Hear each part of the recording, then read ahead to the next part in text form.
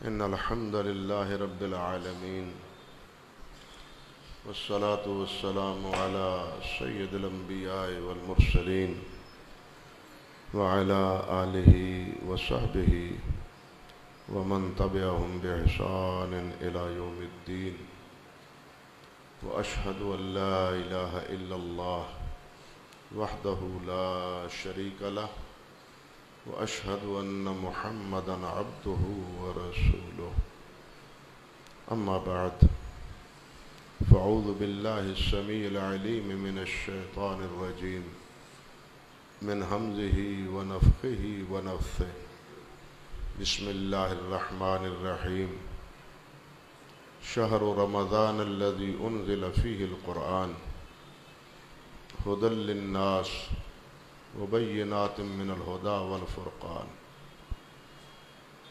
محترم معزز سامعین کرام، رمضان المبارک کے بابرکت مہینے کی آمد ہے اور 7 دن بعد 6 یا 7 دن بعد انشاءاللہ یہ بابرکت مہینہ ہم پر سایہ فغن ہوگا۔ اللہ ذوالجلال اس ماہ مبارک کے تقاضے پورے کرنے کی ہمیں توفیق عطا فرمائے اور اپنی رضا کے جو کام ہیں وہ ہمارے لیے آسان فرما دے۔ امام احمد بن حنبل رحمۃ اللہ علیہ نے اپنی حدیث پاک کی کتاب مسند میں حضرت سیدنا ابو ہریرہ رضی اللہ تعالی عنہ سے یہ روایت ذکر کی ہے۔ فرماتے ہیں کہ کان رسول اللہ صلی اللہ علیہ وسلم یبشر اصحابہ برمضان، کہ نبی علیہ السلام اپنے صحابہ کو رمضان المبارک کی بشارت دیتے تھے۔ کبھی فرماتے اتاکم شہر رمضان، کبھی ارشاد فرماتے جاکم شہر رمضان، تمہارے پاس مہینہ رمضان کا آیا ہے، رمضان المبارک آ گیا ہے۔ ان الفاظ سے صحابہ کرام کو نبی علیہ السلام رمضان کی آمد کی مبارک دیتے تھے۔ ہمیں تو عید کی مبارک کی زیادہ خوشی ہوتی ہے، رمضان کے آنے پر بہت سے چہرے مرجھا جاتے ہیں، لیکن وہ جیسے کہا جاتا ہے کہ قدر جوہر جوہری دانت، کہ جوہر کی قدر جوہری ہی جانتا ہے، دوسرے آدمیوں کو کیا معلوم ہے کہ یہ کتنا قیمتی ہے اور کتنی کیا قیمت ہے اس کی۔ حضرت امام یحییٰ بن ابی کثیر رحمۃ اللہ علیہ یہ مدینہ طیبہ کے کبار محدثین میں شمار ہوتے ہیں، حتیٰ کہ امام یحییٰ امام ایوب سختیانی رحمۃ اللہ علیہ نے تو فرمایا ہے کہ علم و فضل میں ان کا وہی مقام ہے جو امام زہری رحمۃ اللہ علیہ اور امام یحییٰ بن سعید انصاری رحمۃ اللہ علیہ کا ہے۔ یہ تابعی ہیں، حضرت انس رضی اللہ تعالی عنہ کے سے انہوں نے شرف زیارت حاصل پائی اور کبار تابعین سے انہوں نے علم حاصل کیا، تابعین میں ان کا شمار ہوتا ہے۔ حضرت یحییٰ فرماتے ہیں رحمۃ اللہ علیہ کہ میں نے جن حضرات کو دیکھا ہے اور پایا ہے وہ لوگ کیا کہتے تھے، وہ دعائیں کرتے تھے، اللہم سلم الی رمضان، سلمنا الی رمضان، اللہ ہمیں صحت و سلامتی کے ساتھ رمضان المبارک تک لے چل، یعنی ہماری عمر اتنی فرما دے کہ ہمیں رمضان کی سعادت نصیب ہو جائے، اور ساتھ یہ بھی کہ اے اللہ ہمارے لیے رمضان کو صحیح سالم کر دے، اس میں بغیر کسی خوف و خطر کے اور بغیر کسی پشیمانی اور بغیر کسی مصیبت کے اللہ ہمیں یہ ماہ مبارک گزارنے کی توفیق عطا فرما۔ یہ نہیں، تابعین اعظام یہ دعائیں کیا کرتے تھے رمضان المبارک کی آمد سے پہلے، بلکہ امام معلّہ بن فضل رحمہ اللہ وہ تو فرماتے ہیں، یہ اتباع التابعین میں شمار ہوتے ہیں، وہ فرماتے ہیں کہ میں نے دیکھا ہے اپنے اساتذہ شیوخ اور حضرات کو کہ وہ کئی ماہ، ابن رجب نے تو لکھا ہے 6 ماہ رحمۃ اللہ علیہ نے، کئی ماہ یہ دعا کرتے تھے کہ یا اللہ رمضان نصیب کر دے، رمضان المبارک نصیب کر دے، ہمارے نصیبے میں رمضان المبارک لکھ دے۔ اور جب رمضان المبارک گزر جاتا تو پھر کئی مہینے یہ دعائیں کرتے، یا اللہ رمضان المبارک میں جو تیری توفیق سے ہم بندگی تیری اور عبادت کر پائے ہیں، اللہ اسے قبول و منظور فرما لے۔ یعنی پہلے آمد کی دعائیں ہو رہی ہیں، پہلے رمضان کے آمنے کی دعائیں ہو رہی ہیں، اور جب رمضان گزر جاتا ہے تو پھر رمضان المبارک میں جو کیا ہے اس کی قبولیت کی دعائیں ہو رہی ہیں، کیونکہ عمل کے ساتھ عمل کا اعتبار اور عمل کی قدر و قیمت اس کی قبولیت پر ہے۔ اللہ ایک چھوٹا سا عمل بھی قبول کر لے تو اللہ کہ ہاں وہ قبولیت پایا ہوا چھوٹا سا عمل اس کی نجات کا ذریعہ بن جاتا ہے، اس کی نجات کا سبب بن جاتا ہے، ایک عمل بھی اللہ کے ہاں قبول ہو جائے۔ کیوں کہ خود اللہ ذوالجلال والاکرام نے ارشاد فرمایا انما یتقبل اللہ من المتقین، کہ اللہ ذوالجلال متقین کی عبادت قبول کرتا ہے، جو اللہ والے ہیں، اللہ کے نیک بندے ہیں، تابعدار ہیں اور فرما بردار، ان کی عبادت اللہ قبول فرماتا ہے۔ بلکہ بعض رات تو صحابہ کرام سے تو یہ بھی منقول ہے کہ یا اللہ ہماری 2 رکعتیں ہی قبول فرما لے، 2 رکعتیں قبول فرما لے۔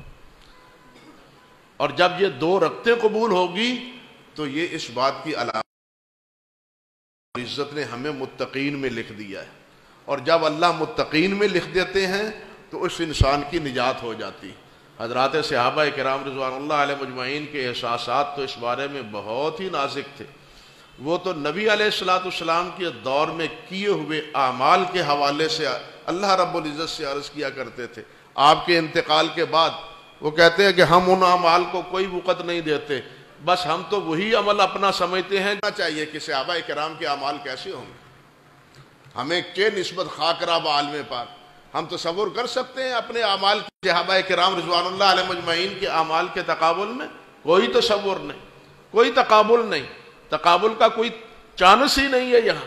لیکن اس کے باوجود وہ کیا فرماتے تھے کہ جو نبی علیہ السلام کے بعد کے اعمال ہیں، یا اللہ ان میں ہم سے کوتاہیاں بھی ہوئیں، کمیاں بھی بہت سی ہوئیں، غلطیاں بھی ہم سے ہوئیں، یا اللہ ان اعمال کو ان خطاؤں کا کفارہ بنا دے، اور ہمیں ان اعمال کا، اللہ کی جنت بہت مہنگی ہے۔ ایک حدیث میں آتا ہے نبی علیہ السلام نے ارشاد فرمایا کہ موضع صوت فی الجنہ خیر من الدنیا وما فیہا، جنت کی اتنی جگہ جتنی جگہ ایک لاٹھی رکھتے ہیں آپ، موضع صوت، ایک لکڑی، ایک لاٹھی سہارا لینے والی، اتنی جگہ جتنے آپ کی زمین گھیرتی ہے، آپ نے فرمایا اتنی جگہ جنت کی دنیا وما فیہا سے بہتر، جنت کی اتنی جگہ اتنی قیمتی ہے۔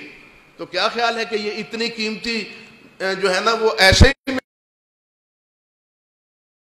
یہ اعلان کرنے کے لیے اللہ ذوالجلال والاکرام نے فرشتوں کی ڈیوٹی لگا رکھی۔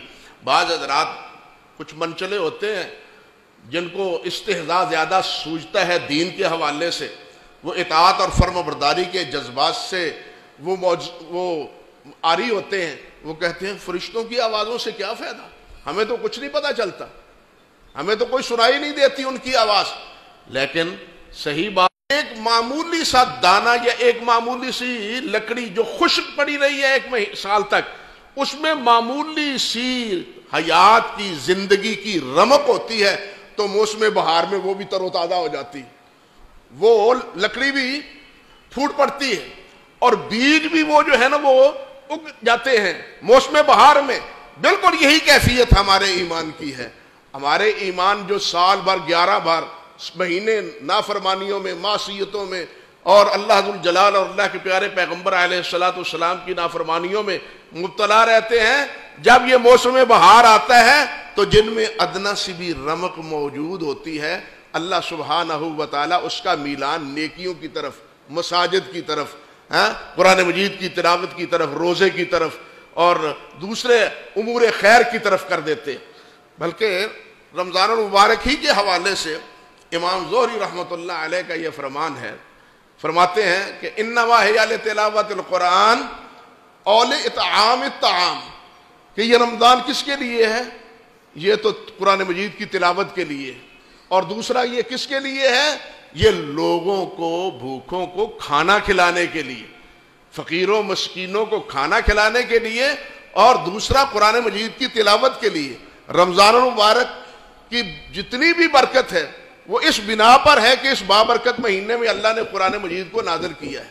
اور یہ بھی ایک اتفاق ہے، جس طرح کہ حضرت واصلہ فرماتے ہیں رضی اللہ تعالیٰ عنہ، اور مسند امام محمد اور صحیح ابن حبان میں یہ حدیث پاک ہے کہ نبی علیہ الصلوۃ والسلام نے فرمایا کہ حضرت ابراہیم علیہ السلام پر اللہ ذو الجلال نے جو صحائف نازل کیے تھے وہ یکم رمضان کو کیے تھے، وہ یکم رمضان کو. حضرت موسیٰ علیہ السلام پر تورات جب نازل کی ہے تو وہ 6 رمضان تھی، اور جب عیسیٰ علیہ السلام کو اللہ ذو الجلال نے تورات دی ہے تو وہ 13 رمضان المبارک تھی. اور قرآن مجید اللہ ذو الجلال نے وہ بھی کب دیا ہے؟ انزل فیہ القرآن شہر رمضان ہی میں اللہ ذو الجلال نے اس رمضان میں ہی قرآن مجید کو نازل کیا ہے. گویا یہ اللہ کے کتابیں، اللہ کی کتابیں اور اللہ کے پیارے پیغمبر پر نازل ہونے والے یہ قرآن مجید اللہ کا کلام، اس کو رمضان المبارک کے ساتھ ایک خاص مونست ہے، خاص تعلق ہے کہ اللہ نے دوسری کتابیں بھی وہ اسی بابرکت مہینے میں نازل فرمائی رمضان المبارک میں. تو رمضان المبارک ہی کی ہمیں قدر کرنی چاہیے میرے بھائیوں. اس کو اپنے کاروبار میں، اپنے معاملات میں اور اپنے دیگر مصروفیات میں مصروف رہ کے باقی 11 مہینے کی طرح ضائع نہیں کرنا چاہیے. بلکہ میں عرض کروں گا کہ اگر باقی 11 مہینوں کی طرح ہم اس مہینے میں بھی اسی طرح اپنی مصروفیت باقی رکھیں جس طرح پہلے تھی، تو پھر گویا کہ ہم نے رمضان المبارک کو پایا ہی نہیں، ہم نے رمضان کی قدر و منزلت کا احساس ہی نہیں کیا. اگر ہمارے وہی لچھن، وہی کاروبار، وہی معاملات، وہی مصروفیت ہے تو پھر اس لیے مطلب یہ ہے کہ رمضان کا آنے کا کوئی فائدہ ہمیں حاصل نہیں ہوا. اور کتنا اچھا ایک اللہ کے بندے نے جملہ کہا ہے، وہ فرماتے ہیں کہ اگر اللہ ذو الجلال کی اطاعت رمضان میں کرتا ہے تو وہ کیا ہے؟ مرحوم ہے، اس پر اللہ کی رحمتیں ہیں. جو اللہ کی بندگی اور اطاعت نہیں کرتا وہ محروم ہے. وہ کیا ہے؟ محروم ہے. اور جو نافرمانیوں میں الجھ جاتا ہے فرماتا ہے وہ مذموم ہے. وہ کیا ہے؟ مذموم ہے. ایک محروم ہے، ایک محروم ہے، ایک مذموم ہے. اور وہ خوش نصیب مرحوم وہی ہوتا ہے جو اللہ سبحانہ و تعالیٰ کی اطاعت اور فرم برداری کو اپنا یعنی ایک عمل بنا لیتا ہے رمضان المبارک میں. صحابہ کرام اور اسی طرح نبی کریم صلی اللہ علیہ وسلم کا طرز عمل وہ ہمارے لیے مشعل راہ ہے، وہ ہمارے لیے ایک رہنمائی کا ذریعہ ہے. آپ کس طرح رمضان گزارتے تھے، صحابہ کرام رمضان کس طرح گزارتے تھے، ہمیں یہ چیز محسوس کر کے اسی پہلو سے اور اسی انداز سے اس رمضان المبارک کو تقسیم کرنا چاہیے. ہماری مشغولیت وہ کم ہونی چاہیے، بلکہ ہمارا حال یہ ہے کہ ہمیں اکثر و بیشتر خریداری اور بالخصوص آخری 10 دنوں میں، بالخصوص 10 دنوں میں کیا ہے جناب؟ عید کی خریداری ہو رہی ہے، عید کی خریداری ہو رہی ہے. اب بتلاؤ کہ اس آخری 10 دنوں میں جو عید کی خریداری ہے یا باقی دنوں میں یہ ساری خریداری اور بازار کی وہی رونق اور وہی جناب خرید و فروخت کا انداز ہے، تو مجھے آپ بتلائیں کہ پھر ہم نے رمضان کو پایا ہے تو اس سے مرحوم ہے یا محروم ہے؟ ہمیں خود فیصلہ کرنا چاہیے کہ ہم مرحوم ہیں یا محروم ہیں. یہ مصروفیت اس نوعیت کی وہ تو ہماری محرومیوں کا سبب بنتی ہے، نہ کہ مرحومیت کا سبب بنتی. کوشش یہ کرنی چاہیے کہ اللہ ذوالجلال ہمارے اوپر رحمت فرما دے اس رمضان المبارک میں، کوشش یہ کرنی چاہیے۔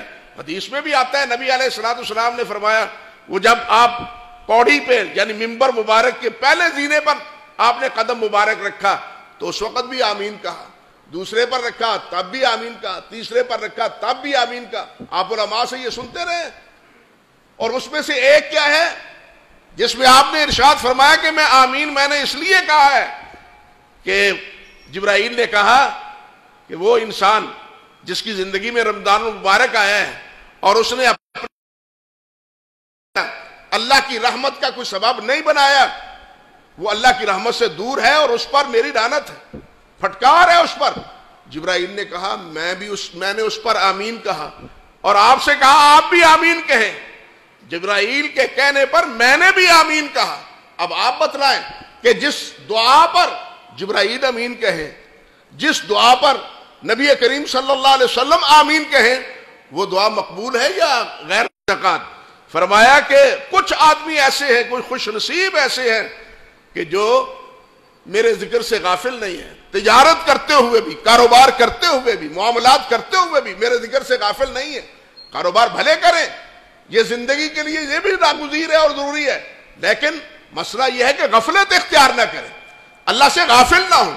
اگر آپ کاروبار کرتے ہوئے غافل نہیں ہیں تو آپ کا یہ کاروبار بھی اللہ کے ہاں باعث برکت ہے، یہ باعث برکت ہے اور یہ مقصود اور مطلوب ہے۔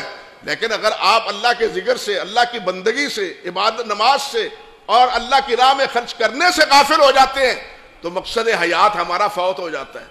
تو پھر کیا ہے، مقصد حیات ہمارا بالکل فوت ہو جاتا ہے۔ اور ہمیں چاہیے میرے بھائیوں اسی لیے کہ ہم اپنے گھر کی جو ضروریات ہیں، آٹا ہے، دالیں ہیں، چینی ہے، یا اسی طرح مرچ مسالہ ہے، وہ رمضان کے آنے سے پہلے ہی گھر ذخیرہ کر دیں تاکہ بازار میں یہ چیزیں خریدنے کے لیے ہمارا وقت ضائع نہ ہو اور ہم اطمینان سے اہل خانہ ان چیزوں کو استعمال کریں، اور استعمال کر کے جناب ہم بھی فارغ وہ بھی فارغ۔ لیکن اگر ہم یہ ساری خریداری اور ساری ضرورتیں رمضان ہی میں پوری کریں گے تو پھر سوائے محرومیوں کے اور ہمارے دامن میں کچھ نہیں پڑے گا، سوائے محرومیوں کے اور کوئی چیز ہمارے دامن میں نہیں پڑے گی۔ رمضان المبارک میں سب سے زیادہ جس چیز کی ضرورت ہے وہ قرآن مجید کی تلاوت کی۔ شہر رمضان الذی انزل فیہ القرآن، جس میں اللہ نے قرآن نازل کیا۔ نبی علیہ الصلوۃ والسلام جتنا قرآن مجید پڑھتے تھے رمضان المبارک میں، یا صحابہ کرام پڑھتے تھے یا ہمارے ائمہ اسلاف پڑھتے تھے، آج تو اس کا کوئی تصور ہی نہیں ہے، آج اس کا کوئی تصور نہیں۔ لیکن میرے بھائیوں، ہمیں جتنا کچھ بھی ہو سکتا ہے قرآن مجید سے اپنا لو لگانا چاہیے، اس سے اپنا تعلق، اپنی وابستگی وہ مضبوط سے مضبوط تر کرنی چاہیے، پڑھنے کے اعتبار سے بھی، تلاوت کرنے کے اعتبار سے اور سمجھنے کے اعتبار سے بھی، اور اس پر عمل کرنے کے اعتبار سے بھی۔ اللہ ذوالجلال والاکرام ہمیں اپنے پاک کلام پر عمل کرنے کی توفیق عطا فرمائے۔ مختصر وقت میں میں انہی باتوں پر اکتفا کرتا ہوں، ورنہ اس حوالے سے بہت سی باتیں ہیں جو کہی جا سکتی ہیں۔ اللہ سبحانہ و تعالی ہمیں قرآن رمضان المبارک کا قدردان بنائے، ناقدروں میں سے ہمیں نہ لکھے، رمضان کے ناقدروں میں سے ہمیں نہ لکھے، بلکہ قدردان اللہ ذوالجلال ہمیں رمضان المبارک کا بنائے۔ اور اس کا تقاضا یہی ہے کہ ہم رمضان المبارک میں ان اعمال